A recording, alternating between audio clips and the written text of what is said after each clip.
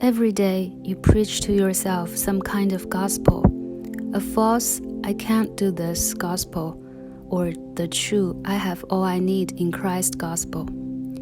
I find myself saying it over and over again.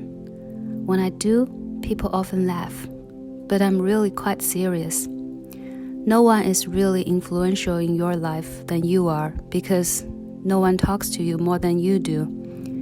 It's a fact that you and I are in an endless conversation with ourselves. Most of us have learned that it's best not to move our lips because people will think we're crazy. But we never stop talking to ourselves. In this inner discussion, we are always talking about God, life, others, and ourselves. And the things we say to ourselves are very important because they are formative of the things we desire, choose, say, and do. What have you been saying to you? What have you been saying to you about yourself? What have you been saying to you about God? What have you been saying to you about life, meaning and purpose, right and wrong, true and false, and good and bad? In Psalm 42, we are invited to eavesdrop on a man's private preaching. Yes, you read it right. Like us, the psalmist was always preaching some kind of gospel to himself. We either preach to ourselves a gospel of aloneness, poverty, and inability, or the true gospel of God's presence, power, and constant provision.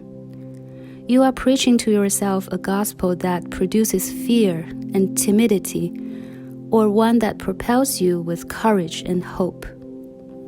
You are preaching to yourself of a God who is distant, passive, and uncaring, or of a God who is near, caring, and active. You are always preaching to yourself a gospel that causes you to rest in His wisdom, or a gospel that produces a bit of panic because it seems as if there's no answers to be found. Today, when it feels as if no one understands, what gospel would you preach to you? As you face physical sickness, the loss of a job, or the disloyalty of a friend, what message will you bring to you? When you are tempted to give way to despondency or fear, what would you say to you? When life seems hard and unfair, what gospel will you preach to you? When parenting or your marriage seems difficult and overwhelming, what will you share with you? When your dreams elude your grasp, what will you say to you? When you face a disease that you thought you'd never face, what gospel will you preach to you? It really is true, no one talks to you more than you do. So God in His grace has given you His word so that you may preach to yourself what is true in these moments, when the only one talking to you is you.